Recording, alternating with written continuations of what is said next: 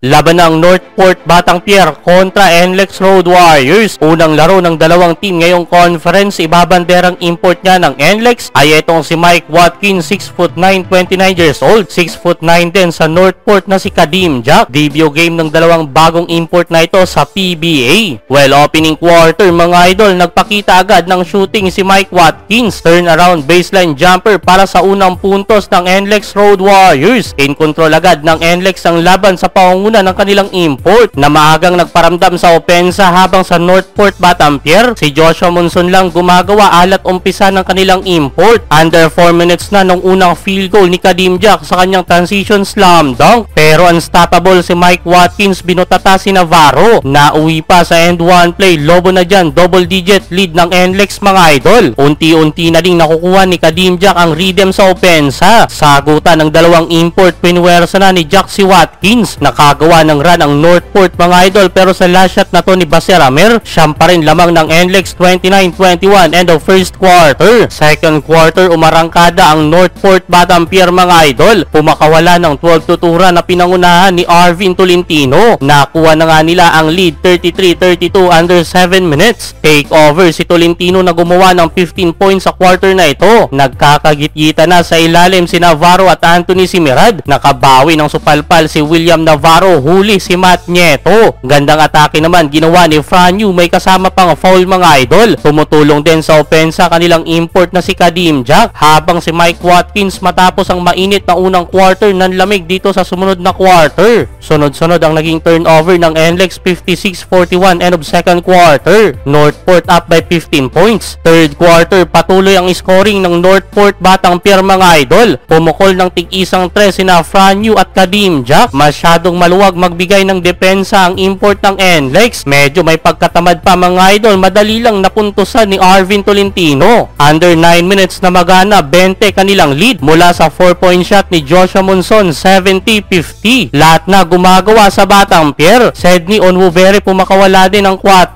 last 8 seconds. Tambak malala ang NLEX mga idol. 91-67 end of third quarter. Fourth quarter, napiko ng import ng NLEX Road Warriors. Nakapisikalan sa ilalim si Dami Kuntapay, muntik nang magkagulo. Masama ang tingin ni Mike Watkins kay Kuntapay, technical ang nahatol sa import ng NLEX. Tambak pa rin dyan ang NLEX mga idol, hindi na nakapalag. Sa dulo, panalo ang Northport Batang Pier.